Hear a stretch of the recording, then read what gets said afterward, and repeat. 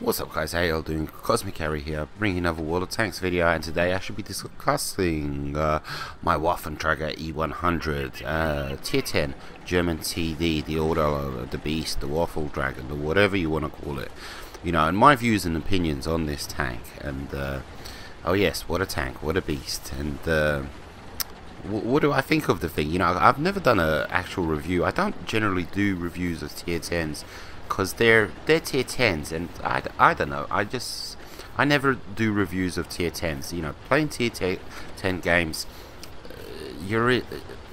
playing Tier 10 tanks, you're in Tier 10 games, and somebody should do a review of simply playing at Tier 10, because that is a feat, that is a challenge, that is, you know, something different altogether, you know, compared to all the other classes, all the other tiers when it comes to games. You know, it truly is. And yeah, it's just like you're a Tier 10. You know, all these tanks, they've all got their hang-ups, they're all pain in the ass to play. They're good, they're bad, they're ugly, they're this, they're that.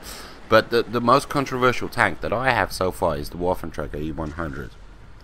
And I get a lot of controversy, like when I make videos and if I put them on the forums and stuff like that, and you know, sometimes I get slack saying I promote, you know, certain tanks and I shouldn't be, etc, etc. And you know, it's my channel, I can do what I like, all that good stuff, and I do, and I don't really listen to anybody. I do my own thing, but I've never made it clear what I actually think about this tank. I have over 200 games played in this tank, but that's not saying a lot, you know. And whenever I put up a video of the Waffle E100, it's usually because people are requesting it. You know, oh, you haven't put up a Waffle E100, you know, you haven't put up Margaret for a while, and I don't play in this tank that much. I do have 200 games played in this thing. But, you know, a lot of other tanks I have 200 games played, you know, like the E25, you know, I have 200 games played, you know, the Panzer 3-4, for Christ's sakes, T25, you know, a lot of other tanks I have, you know, I've played a lot of games, I have, so, you know, hitting 200, it is my second most played TD, but when you look at the Death Star, which is first, you know, 800, almost 900 games played in that thing. That tank is another story altogether. But yeah, going back to the Waffle E100, it's what do I personally think of this tank? You know, for me personally, this tank is most definitely no way, shape or form a challenge to play, because it has such a fantastic gun. It is OP to the max. You know, the only drawback is that reload time, and of course you're a big target, but if you know how to play the thing, you'll never be seen, and you'll just unload, and you know, you'll never be seen. It's literally, you play the thing for shits and giggles. No other tank do I roll out in and I say, okay, I want to beat my best damage score, which is, I think it's 8k or something like that. And that's my challenge in this tank. You know, any other tank, I'm like, okay, I really need to angle, I really need to go hold down, you know, I need to get in that perfect position to take advantage of my strong turret, my gun depression, blah blah blah blah blah. With this tank, it's like, okay, can I do at least 6k damage in this game? You know, that's a good game in the Waffle Tracker. You know, and no other tank do you roll out in and have that mentality, that way of thinking, you know, because the gun is just, oh my god, you know, 1.5 aim time, I mean, 0.34 accuracy, 6 shells, 560 damage per shell. I mean, it's crazy. It is literally crazy. And when wargaming, they'll always, you can always feel it when you get a tank. They're trying to balance it out. And somebody, you know, they must have had a big boardroom meeting saying, okay, how do we balance this thing out? Okay, reload, we'll make it really tall. And reload 30 seconds, 40 seconds, no, let's give it a minute. Yeah, that seems fair. But even with a minute, you know, there's 15 minutes in the game. It's not the end of the world, you know, it really isn't. It really isn't. I mean, you can hide for a full minute. It's and you can do stuff. You know, because there is the fear factor. When people see this tank, there is a fear factor where they fear you, and you can hold off an entire flank because the enemy think, is he reloading or does he have shells loaded? It's like dirty Max, dirty Max. It's like dirty Harry. You're thinking, did I load 6 bullets? Did I fire 5 bullets? You're wondering that, aren't you, punk? You know, that's exactly how it is. There's this big fear factor. You never before have I been in a tank where I'm completely impotent.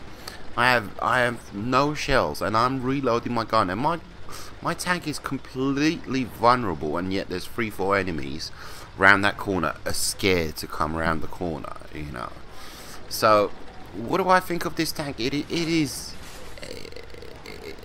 the only challenge is to beat your highest damage roll, you know, how much you've done in one game. That's the only challenge to me. There is no challenge in this tank. It really is.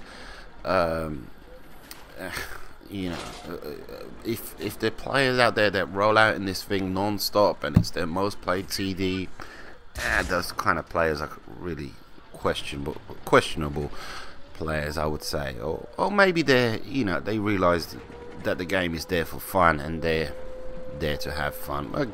Evil or good for them. What can I say? What can I say? I'm not going to judge people.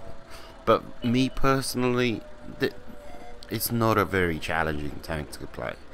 You know, and there's so many people that call for it to be nerfed, to be removed, to be this, to be that.